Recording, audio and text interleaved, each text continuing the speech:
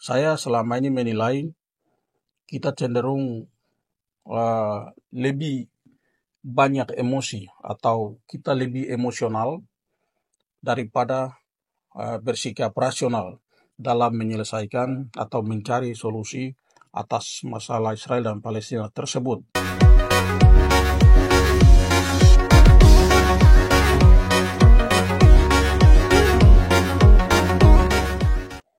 Kepergian 5 orang Nadiin ke Israel baru-baru ini menuai kontroversi.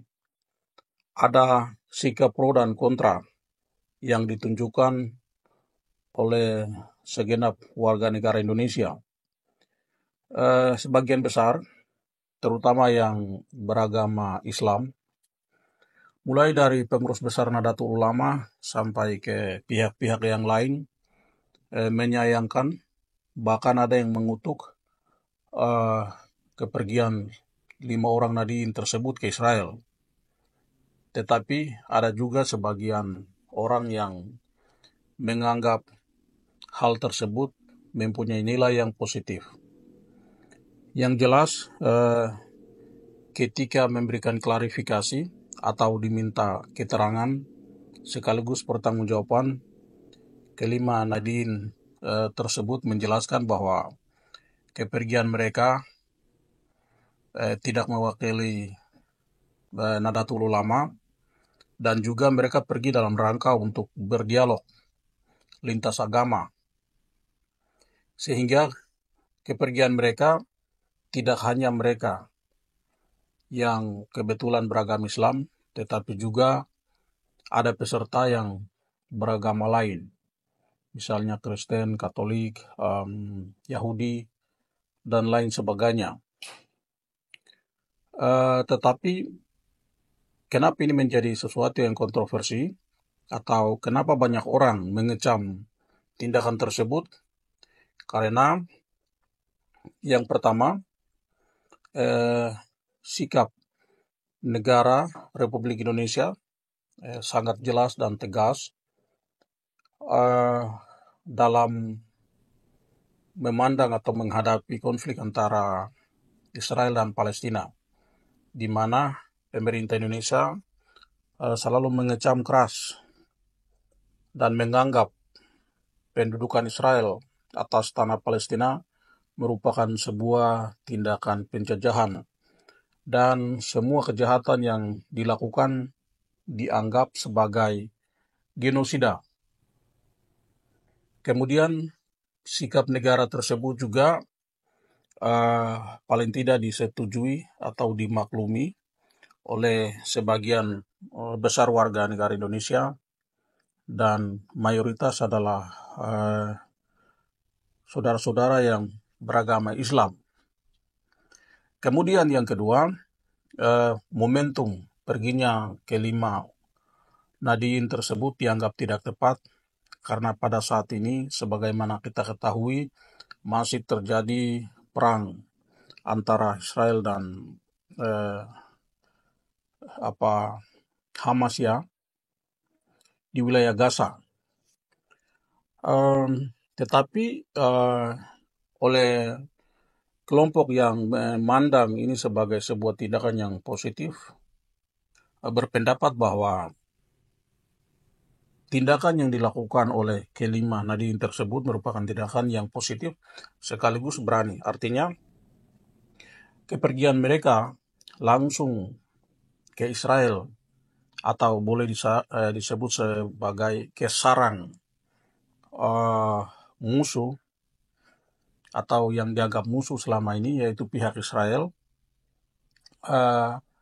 merupakan hal yang baik. Artinya dari dekat mereka ingin menjelaskan ketidaksetujuan, kecaman terhadap aksi penjajahan Israel terhadap Palestina, sekaligus boleh dikatakan membujuk atau memberikan pemahaman kepada pemerintah Israel bahwa apa yang mereka lakukan selama ini adalah tindakan yang salah atau tindakan yang tidak benar.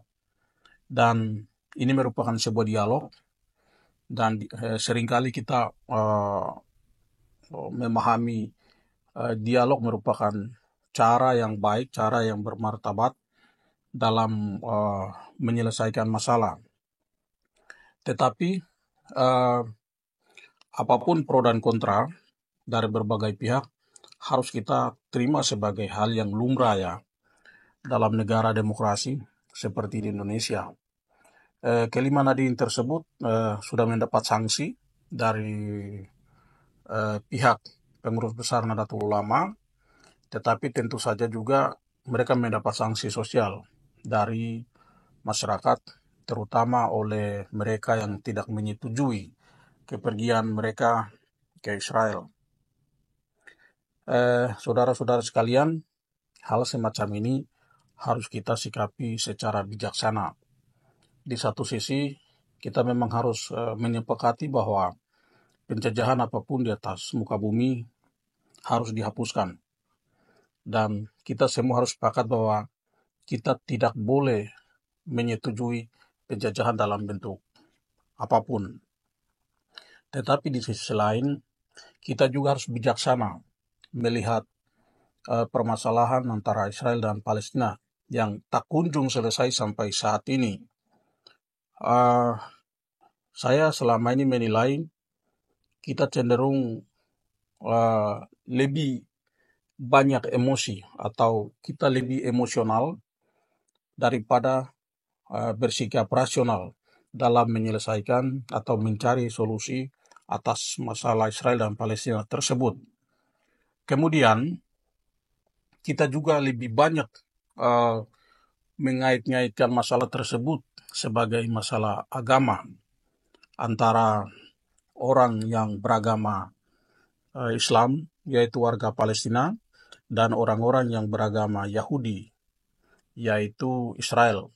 Sekalipun harus diketahui bahwa di Palestina sendiri atau warga Palestina, selain mayoritas yang beragama Islam, tetapi juga ada yang beragama Kristen, Katolik, bahkan Yahudi. Begitu juga sebaliknya. Di Israel sendiri walaupun mayoritasnya beragama Yahudi, tetapi juga banyak yang beragama Islam, banyak yang beragama Kristen, beragama Katolik, dan agama-agama lain. Bahkan banyak juga tentara Israel yang beragama Islam. Tentara yang tentu saja melakukan atau terlibat dalam perang dengan Hamas saat ini. Karena itu, saya selalu berpikir begini, kalau kita ingin terlibat atau berkontribusi dalam menyelesaikan masalah Palestina, yang pertama harus rasional, jangan emosional, apalagi atas dasar emosional itu kemudian kita mengambil sikap yang membabi buta. Yang kedua, kita harus bergeser atau mendorong agar ini tidak dianggap sebagai masalah agama, tetapi harus dianggap sebagai masalah kemanusiaan. Karena kalau ini masalah agama, maka harus diingat banyak orang yang beragama Kristen atau Katolik yang sesungguhnya tidak menyetujui aksi kekerasan yang dilakukan oleh Israel terhadap warga Palestina. Dan juga sebaliknya, kalau itu sebuah masalah agama, maka tentu saja orang-orang yang beragama Katolik maupun Kristen pasti lebih pro kepada Israel. Bahkan ada orang-orang Yahudi yang tidak menyetujui berbagai aksi kekerasan yang dilakukan oleh Israel terhadap Palestina. Karena itu, cobalah kita mulai belajar untuk menyikapi ini secara rasional, dan harus kita belajar untuk menjadikan ini sebagai masalah kemanusiaan. Karena dalam masalah kemanusiaan, semua orang akan terpanggil untuk mencari solusi atas masalah yang terjadi. Semoga masalah antara Israel dan Palestina ini dapat diselesaikan dengan baik.